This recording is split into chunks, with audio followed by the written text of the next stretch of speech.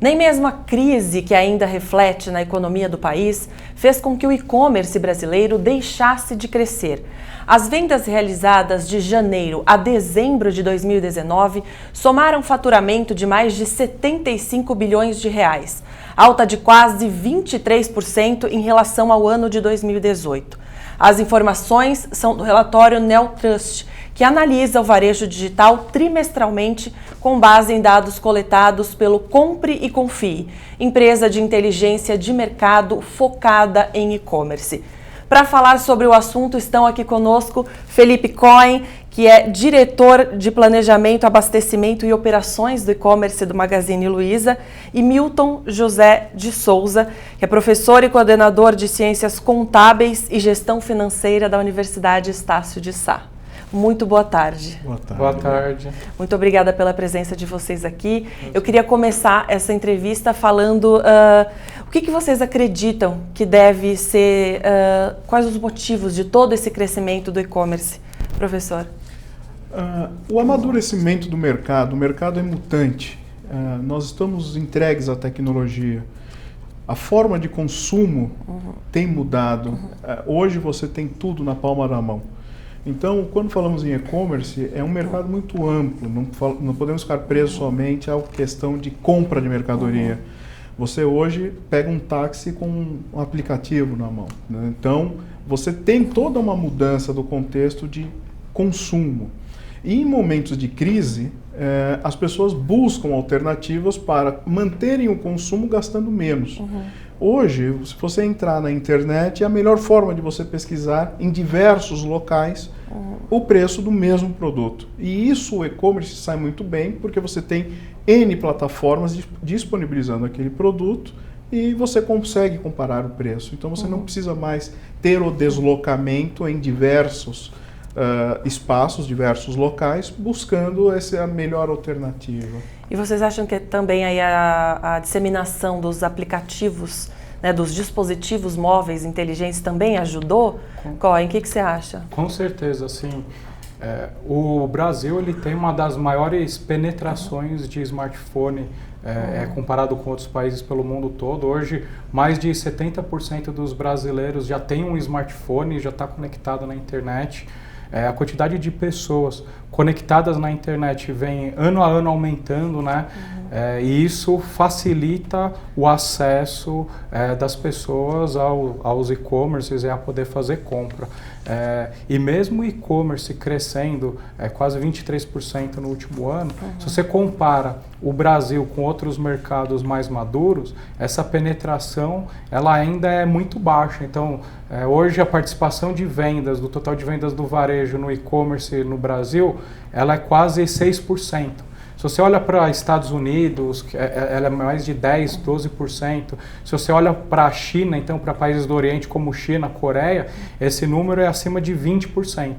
Então a gente acredita que esse crescimento ele vai se manter aí pelos próximos anos também. O que você acha que a gente fica devendo, ou melhor, fica atrás desses países que já têm esse número maior?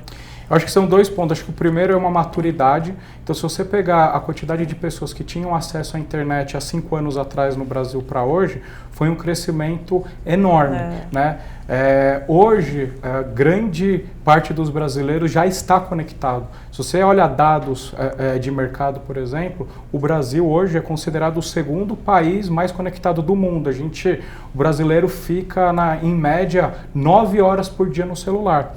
Mas primariamente ele ainda ele ainda usa muito o celular e a internet para comunicação, em WhatsApp e outros aplicativos de mensagem, para rede social. Então, grande parte dos brasileiros estão sempre postando ou olhando alguma coisa na rede social, e mesmo portais de notícias.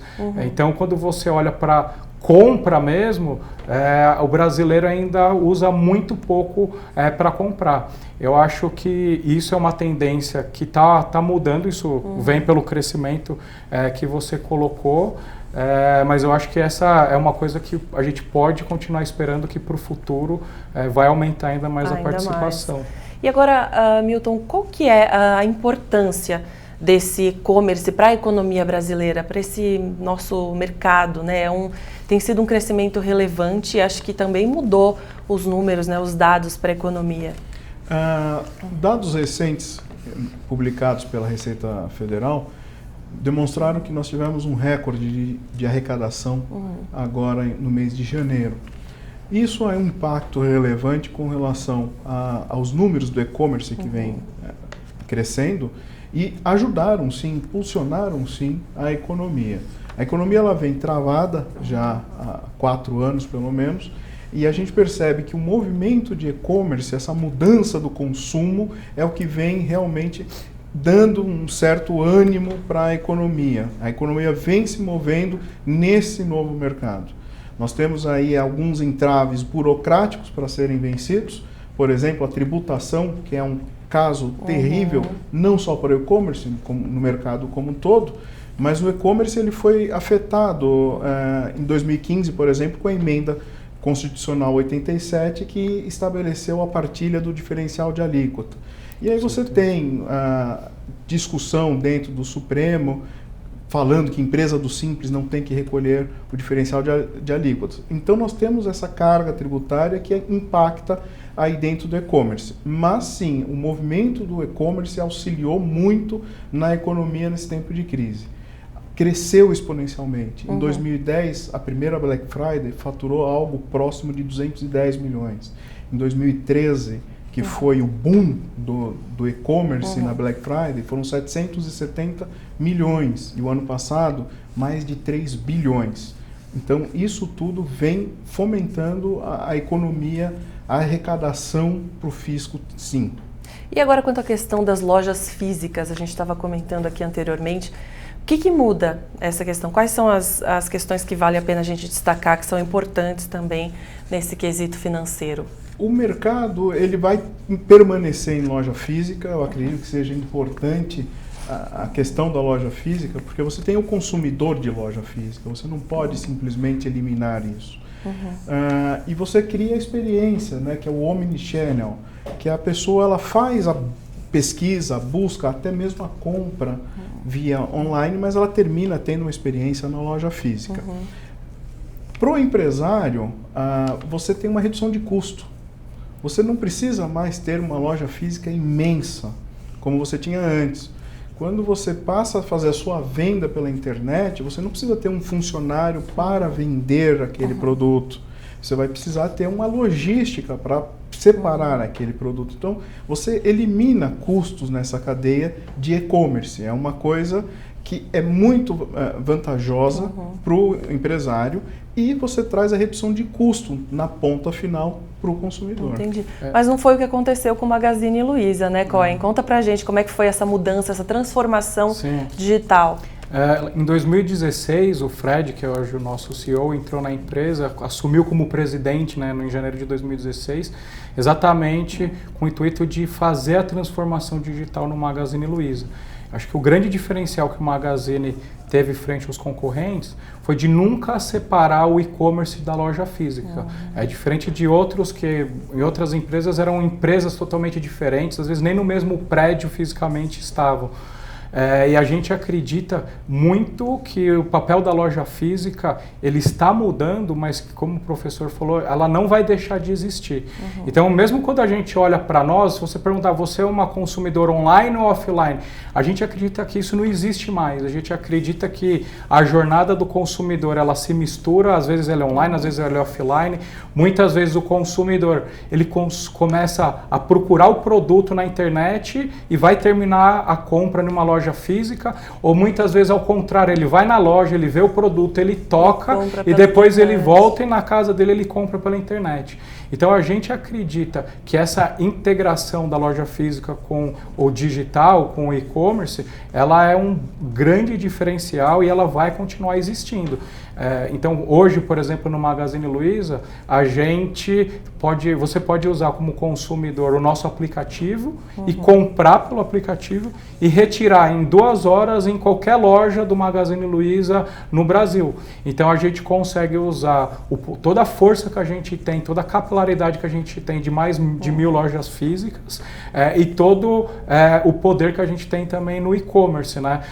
E a gente acredita tanto nisso que o ano passado, apesar indo na contramão aí de muitas empresas, a gente abriu mais de 150 lojas físicas no ano passado. A gente entrou em estados como Pará, como Mato Grosso, exatamente combinando o e-commerce com a loja física. A gente entende que o papel da loja física ela está mudando. A loja física ela vai continuar sendo um local para venda, mas não somente de venda. Ela passa a ser um local de venda, um local de retirada de produto para o cliente que compra pela internet, um local de coleta, onde você, por exemplo, comprou alguma coisa na internet que você não gostou, você pode deixar o produto na loja. Então, esse é o futuro que a gente acredita aí para o varejo no Brasil. E você acha que precisou fazer uma mudança, né, aí de mindset nos funcionários?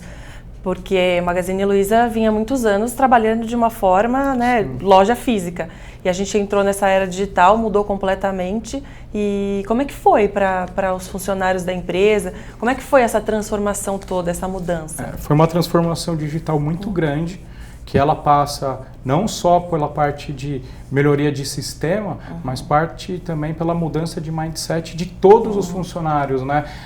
Desde a base, ou seja, o vendedor que está lá na loja, toda a diretoria, o próprio presidente. Então, quando o Fred assumiu em janeiro de 2016, a principal estratégia da empresa, a gente fala que foi a era de transformação digital, onde a gente queria transformar o Magazine Luiza. Assim, quando a gente fala de transformação digital, a maioria das pessoas pensa em uma área de tecnologia, um departamento de P&D, mas a gente fala que a transformação digital foi muito mais que isso. Foi mudar a cabeça, foi mudar os incentivos, foi mudar até a própria forma como você remunera as pessoas, a variável das pessoas, por exemplo, isso muda. Porque é isso que faz com que os vendedores ou uma pessoa no escritório ou uma pessoa no time de tecnologia todos olhem para o mesmo objetivo.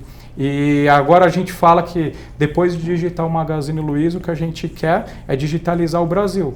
Porque quando a gente fala em e-commerce, hoje são pouquíssimas empresas que ainda conseguem ou que sabem vender na internet. Então se você pegar, tem muitas empresas, principalmente empresas pequenas e empresas médias, que eles têm lá sua própria loja física e que eles não conseguem entrar nesse mercado da internet. Então agora o objetivo do Magazine Luiza é poder oferecer para esses pequenos varejistas, que são o que a gente chama lá dentro de sellers, são as empresas que vendem na nossa plataforma, poder trazer e ajudá-los a vender na internet. Esse é o grande movimento que a gente tem feito agora. Que bacana. E Milton, você acha que essa é uma boa iniciativa aí para aumentar ainda mais esse número de e-commerce no Brasil, essas vendas? Sim, eu acredito que esse é o movimento correto, né? A mudança do consumidor, ela exige que as empresas se adequem a essa mudança. As empresas que não se adequarem a isso, elas fatalmente não vão ter uma vida muito longa. Quando a gente fala em loja física, você fica limitado a um público, a um nicho, você não consegue crescer. Então, por exemplo, a Estácio, ela tem os cursos hoje EAD. Então, você consegue atender o Brasil inteiro. A pessoa precisa ter acesso à internet. Do celular, ele vai fazer a graduação dele. Então, não dá para você ficar preso nem na educação, você não pode ficar preso ao espaço físico. É muito limitador.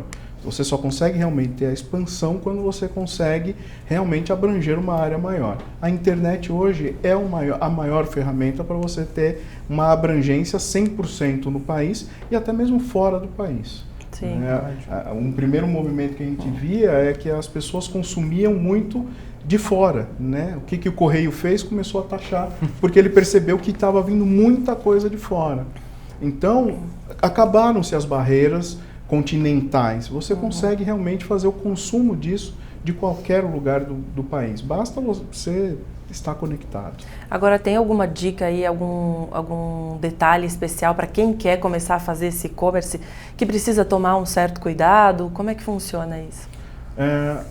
Questão tributária é um principal, porque o fisco ele está cada vez mais tomando conta da vida da gente. Então, os meios de controle são realmente muito grandes. Da mesma forma que a internet facilita a nossa vida, facilita a vida do fisco também. Então o fisco consegue. Então você tem que ter um bom planejamento tributário, você tem que saber como você vai operar fiscalmente, porque senão você pode ter toda a sua margem corroída por impostos. Então é muito importante que você tenha esse planejamento tributário, que seja feito um estudo antes desse produto que você vai operar. Nós estamos num país muito grande, onde você tem, no mínimo, 26 legislações de ICMS, fora as legislações dos impostos federais. E também o cuidado com o custo logístico, que também é hoje um principal item que compõe os custos da operação do e-commerce. E você acha que a sobrevivência, né, digamos assim, das lojas hoje em dia, do comércio, vai ser o e-commerce? Esse é as lojas vão ficar, a sobrevivência delas vai ser realmente no mundo digital? Para alguns segmentos, as lojas físicas realmente deixarão de existir. Para alguns segmentos. Já está havendo um movimento de pequeno empresário, médio empresário, vislumbrar que o segmento e-commerce é melhor. Quais seriam esses segmentos, Principalmente de ramo de tecnologia, que você não precisa ter o produto exposto. Você tem um consumidor que sabe o que ele vai comprar. Então, o consumidor que vai comprar um HD, por exemplo, ele sabe o que ele deseja. Ele não precisa ver o produto. Ele sabe da configuração do item dele. Então, é uma área que está migrando muito grande, muito forte para o e-commerce. Não precisa mais ter a lojinha ali na Santa Efigênia. Ele consegue migrar para o e-commerce sem nenhum problema. Aí já tem algumas categorias no Brasil que já tem a venda no e-commerce maior, inclusive, que loja física. Se você olha, por exemplo, para notebooks, que é o exemplo de um produto tecnológico, a maior parte da venda de notebooks já é online. Então já se vende mais notebook pela internet do que em loja física.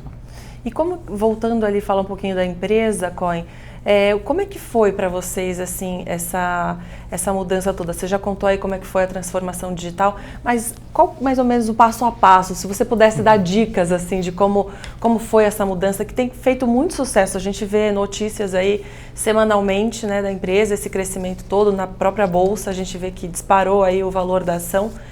O que foi, assim, qual que é o segredo, digamos assim? Acho que assim, a primeira coisa foi a alta diretoria e a presidência da empresa estar comprada com essa ideia, né? Então partiu da própria diretoria, do próprio Fred, enxergar a necessidade de fazer essa transformação digital. Então, lá a gente brinca que a gente tem que se adaptar ao consumidor e não o contrário, né?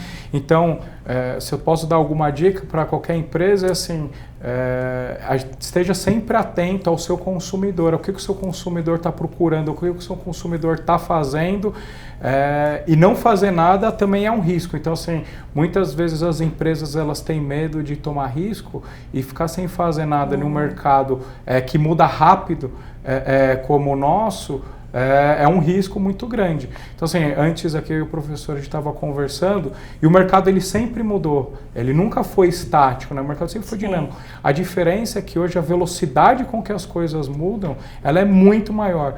Então, se posso dar uma dica para todos os pequenos e médios empresários, é estar muito atento ao seu consumidor, ao comportamento dele, para rapidamente poder se adaptar.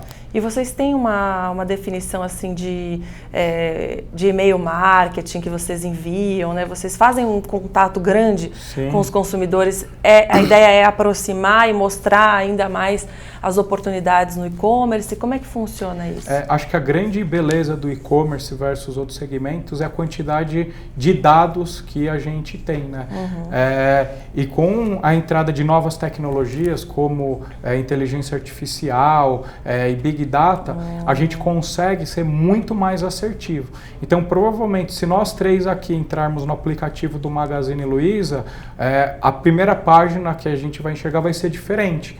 Porque cada vez mais a gente vai para um caminho de personalização. Olha então, usar os dados que a gente tem sobre o perfil da pessoa, o que aquela pessoa gosta, onde que ela navega, para poder oferecer o produto certo. Então, quando você vai para 5, 10 anos atrás, os e-mails marketing, ele era um e-mail padrão. Então, era um e-mail assim, promoção de notebook, mandava aquele e-mail para todo mundo. E às vezes o Felipe tinha acabado de comprar um notebook e não fazia sentido nenhum ele receber aquele e-mail. Não tinha interesse nenhum, né? Nenhum. Então hoje a gente está cada vez mais num caminho de personalização, onde todo o nosso contato com o cliente ele é cada vez mais único, desde a homepage do aplicativo até os e-mails marketing e toda a nossa comunicação.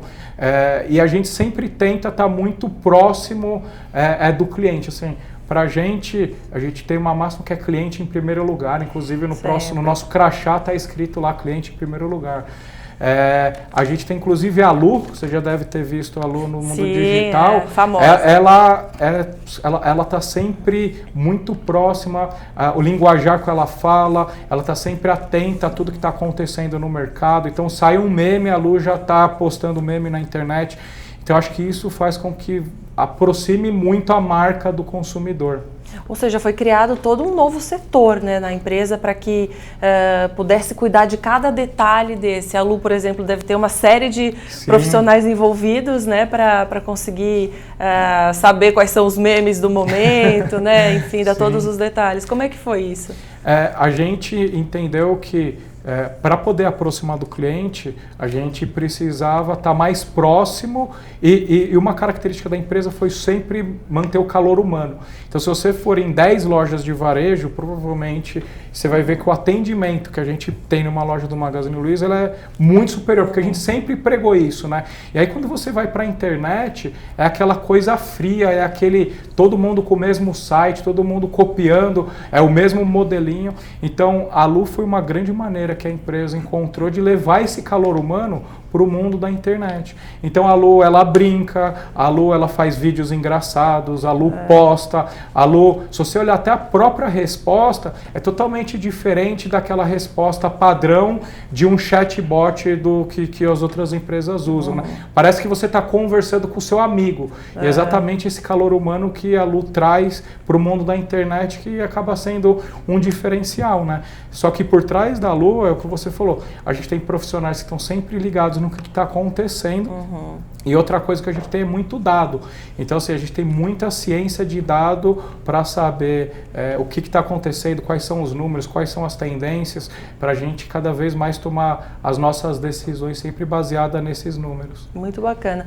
Milton, você acha que as empresas, né, as pessoas que estão interessadas aí nesse novo setor, precisam também ter esse diferencial, criar alguma coisa inovadora para atrair as pessoas? O maior cuidado que tem que ter, e isso em qualquer segmento, é você não frustrar a compra da pessoa.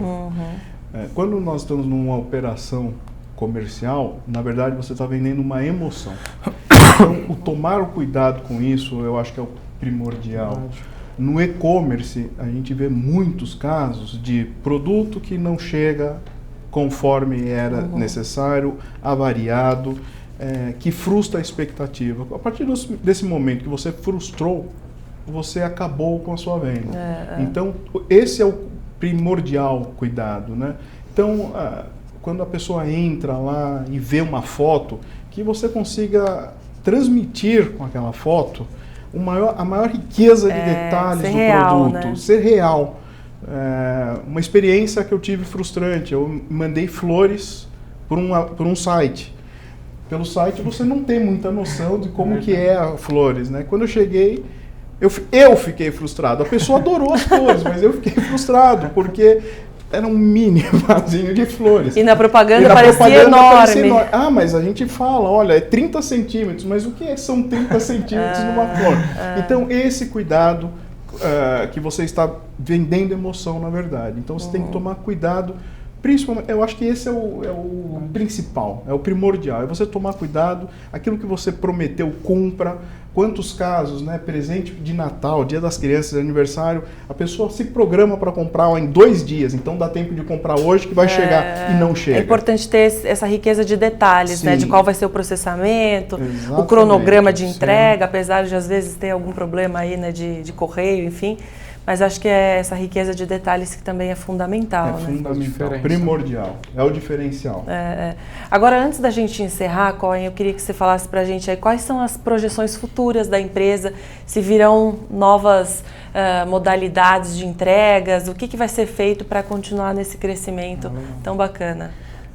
Assim, o Magazine Luiza vem sempre crescendo aí acima do mercado, então quando a gente fala de e-commerce, a gente já está 11 trimestres seguidos crescendo mais de 50% e não tem nada que indica que vai ser, o futuro vai ser muito diferente. Então a gente acredita que a empresa vai continuar crescendo.